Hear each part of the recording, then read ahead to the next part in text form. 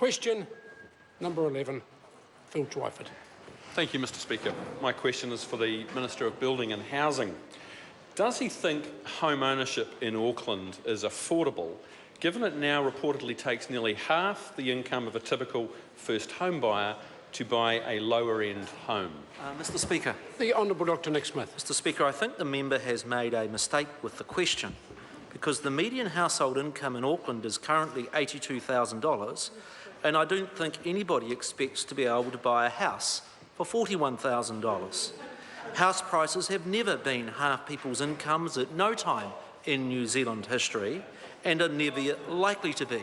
Perhaps it's just one of those others, like a universal guaranteed income on planet Labour. Supplementary, Mr Supplementary Speaker. question, Phil Twyford. Is rapidly declining home affordability the reason that Barfoot and Thompson recently reported that more than 1/3 of young Aucklanders think they have no chance of owning their own home?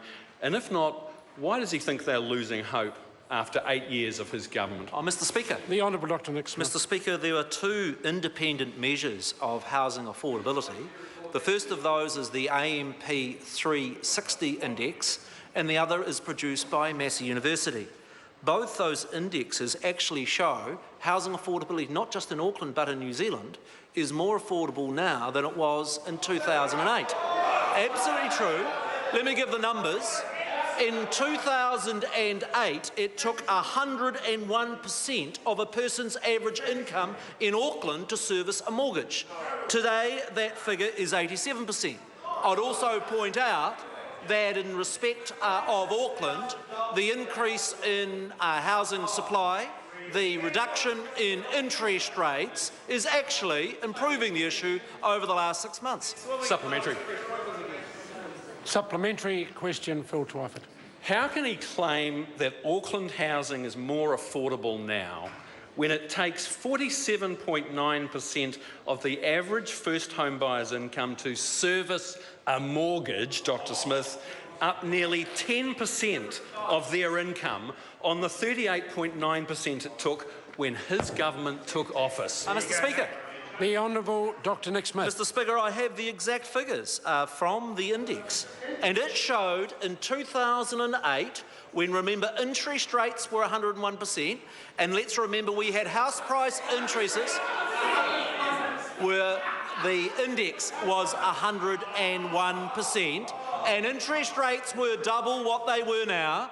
And remember, when Labour was in office, we had Auckland house prices increased by 27% in 1 year, such that both the Massey Index and the AMP 360 Index shows that housing affordability in Auckland is actually more affordable now than what it was in 2008. Order. Supplementary question, David Seymour.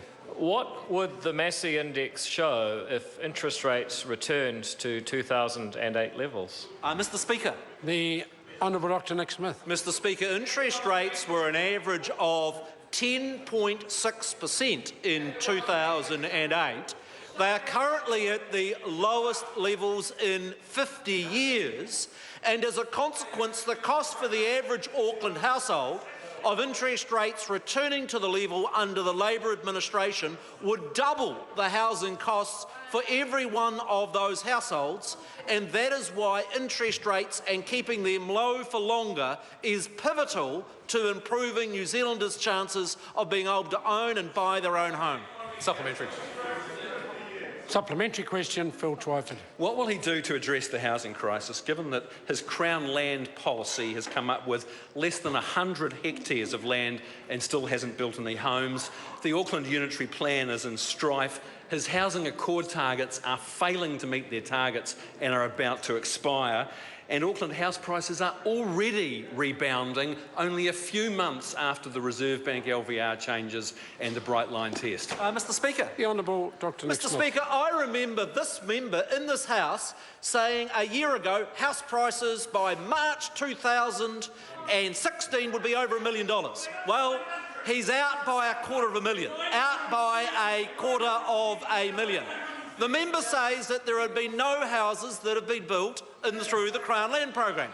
I would love to take him to some of those gorgeous homes that I opened last week on that program that have been successful. I could take the member to Weymouth. I could take the member to Hobsonville, because the truth is more new houses are being built in Auckland for 10 years and more of them are in an affordable price range because of the initiatives of this government. Supplementary question, Phil Twyford.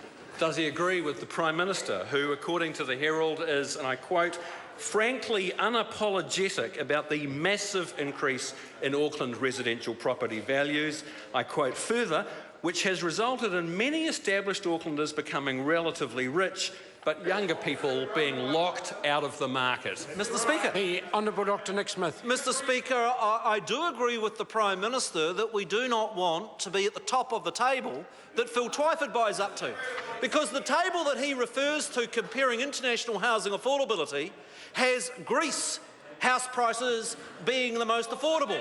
House prices in Spain are actually come down quite a lot. And I accept that if you had some of the loopy policies that members opposite suggest, our economy would be like Greece and our house prices would be like Greece, and this government is about actually having a successful economy, having a growing number of houses and them being more... I've heard plenty. Question number 12.